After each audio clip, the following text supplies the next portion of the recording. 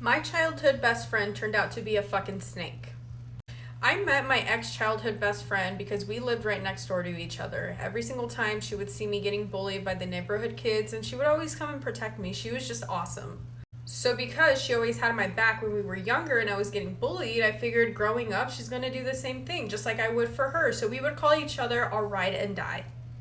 I trusted this bitch so much that I gave her my house key just in case anything were to happen, or if she ever got in a fight with a man, she can just come to my house and crash because I trusted her. That was my sister. And I also gave her the information to my credit and debit cards in case anything were to happen. 3 years ago, I fell for my coworker. He was the sweetest man that I've ever met. He was very respectful, and just his personality overall, oh my god, I fell in love.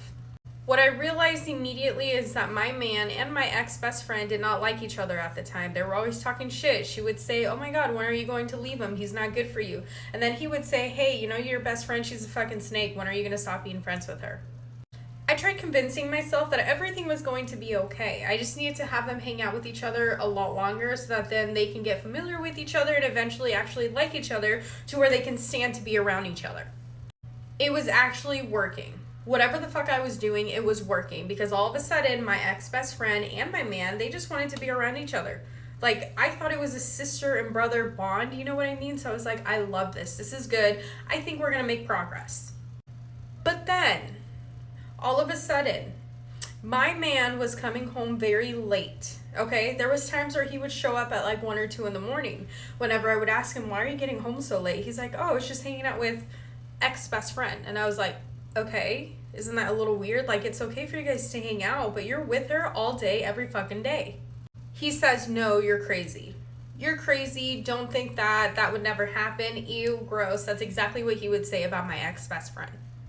Because I was trying to trust both of them, I didn't say anything anymore, okay? I didn't say anything. I was not going to believe that they would do me dirty behind my back. You know what I mean?